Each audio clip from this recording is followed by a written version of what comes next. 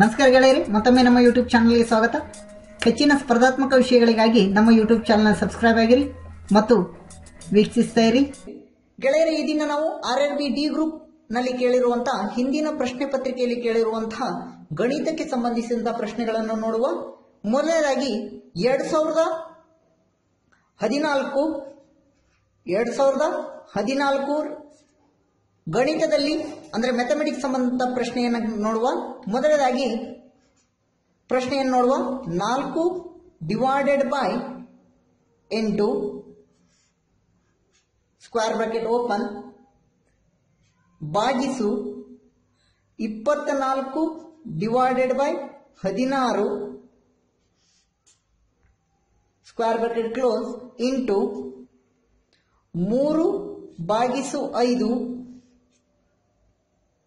ಭಾಗಾಕಾರ 15 ಭಾಗಿಸು 25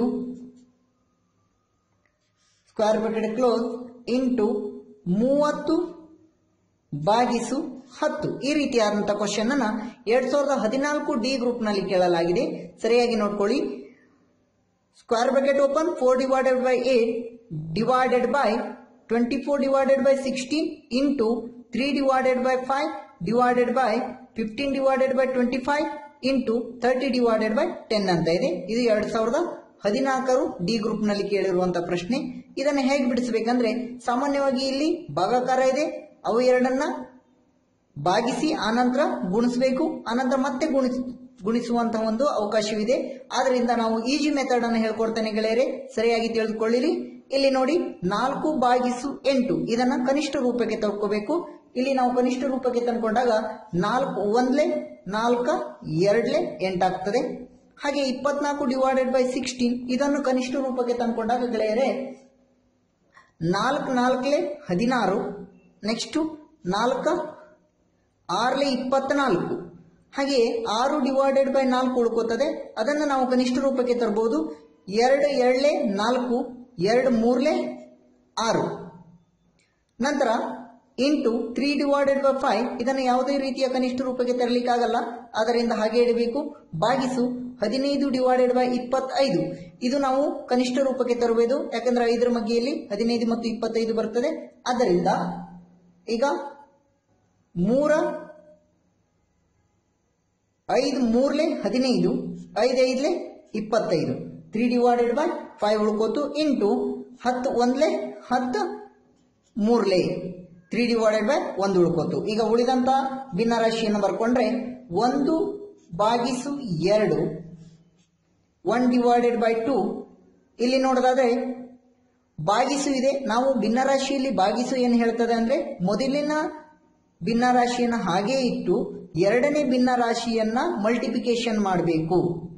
ಅಂದ್ರೆ ಅಂಶವನ್ನು ಛೇದಕ್ಕೆ, ಛೇದವನ್ನು ಅಂಶಕ್ಕೆ ಗುಣಿಸಬೇಕು. ಇದು ಭಾಗಾಕಾರ ಕ್ರಮದಲ್ಲಿ ಒಂದು ಹಂತವಾಗಿದೆ ಭಿನ್ನರಾಶಿಯಲ್ಲಿ. ಆದ್ದರಿಂದ ಇಲ್ಲಿ 3 ಡಿವೈಡೆಡ್ ಬೈ 2 ಉಳ್ಕೊಂಡಿದೆ. ಆದ್ದರಿಂದ 2 ಮೇಲೆ ಬರ್ಕೊಂಡು ಗುಣಿಸು 2 ಡಿವೈಡೆಡ್ ಬೈ 3 ಎಂದಾಗುತ್ತದೆ ಇಂಟು 3 ಡಿವೈಡೆಡ್ ಬೈ 5 ಹಾಗೆ ಇರಬೇಕು. ನಂತರ ಗುಣಿಸು, ಇಲ್ಲಿ ಭಾಗಾಕಾರ ಚಿಹ್ನೆ ಇದೆ. ನಾವು ಭಿನ್ನರಾಶಿಯಲ್ಲಿ ಭಾಗಾಕಾರವನ್ನು ಮಾಡುವಾಗ ಎರಡನೇ ಭಿನ್ನರಾಶಿಯನ್ನ ಅಂಶದಿಂದ ಛೇದಕ್ಕೆ, ಛೇದದಿಂದ ಅಂಶದಿಂದ ಬರ್ಕೊಂಡು ಅಲ್ಲಿರುವಂತಹ ಚಿಹ್ನೆ ಗುಣಾಕಾರವಾಗುತ್ತದೆ. ಇದು ಭಿನ್ನರಾಶಿಯ ಭಾಗಾಕಾರದ ನಿಯಮ.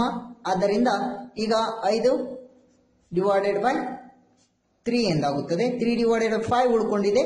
ನಂತರ 5 divided by 3 into 3 divided by 1 ಅದರ ಬೆಲೆ 3 ಆಗಿರುತ್ತದೆ. ನಂತರ ಸ್ಟೆಪ್ ಈಗ ನೋಡಿ ಗೆಳೆಯರೆ, 1 ಭಾಗಿಸು 2 ಇಂಟು 2 ಭಾಗಿಸು 3 ಗುಣಿಸು 3 ಭಾಗಿಸು 5 ಇಂಟು 5 ಭಾಗಿಸು 3 ಎಂದಿದೆ ಇಂಟು 3. ಈಗ ಕ್ಯಾನ್ಸಲೇಷನ್, 2 ಕ್ಯಾನ್ಸಲ್ 2 ಕ್ಯಾನ್ಸಲ್, ಹಾಗೆ ಇಲ್ಲಿ 5 ಕ್ಯಾನ್ಸಲ್ 5 ಕ್ಯಾನ್ಸಲ್ 3 ಕ್ಯಾನ್ಸಲ್ 3 ಕ್ಯಾನ್ಸಲ್ 3 1 3 1 5 1 5 1 2 1 2 1 ಹಾಗೆ ಇಲ್ಲಿ ನಂತರ 3 ಇಲ್ಲಿ ಉಳ್ಕೋತು. ನಂತರ ಇಲ್ಲೊಂದು 3 ಇದೆ, 3 1 3 1. ಹಾಗಾದರೆ ಇಲ್ಲಿ ನಮಗೆ ದೊರೆಯುವಂತ ಉತ್ತರ 1. ಇದಕ್ಕೆ ಸರಿಯಾದ ಉತ್ತರ 1 ಆಗಿರುತ್ತದೆ. ಯಾಕೆಂದರೆ ನಾವು ಅಂಶದಲ್ಲಿ ನೋಡಿದಾಗ ಎಲ್ಲ ಕ್ಯಾನ್ಸಲ್ ಆಗಿದೆ, ಅಲ್ಲಿ 1 ಮತ್ತು ಛೇದದಲ್ಲಿ ನೋಡಿದಾಗ ಅದು 1 ಭಾಗಿಸು 1 ಆಗುತ್ತದೆ. ಅದರ ಉತ್ತರ 1 ಆಗಿರುತ್ತದೆ. ಗೆಳೆಯರೆ, ಬಹಳ ಈಜಿ ಇದೆ ಇದನ್ನು ಬಿಡಿಸುವಂತದ್ದು. ನೀವು ಇಷ್ಟು ದೊಡ್ಡ ಲೆಕ್ಕವನ್ನು ಕೊಟ್ಟಾಗ ಗಾಬರಿಗೊಳ್ಳದೆ ಸುಲಭವಾಗಿ ವಿಧಾನದಿಂದ ಬಿಡಿಸಬಹುದಾಗಿದೆ. ಆದ್ದರಿಂದ ಈ ವಿಡಿಯೋ ನಿಮಗೆ ಲೈಕ್ ಆದರೆ ಶೇರ್ ಮಾಡಿರಿ, ಲೈಕ್ ಮಾಡಿರಿ, ನಮ್ಮ ಚಾನಲ್ ಅನ್ನು ಸಬ್ಸ್ಕ್ರೈಬ್ ಆಗಿರಿ.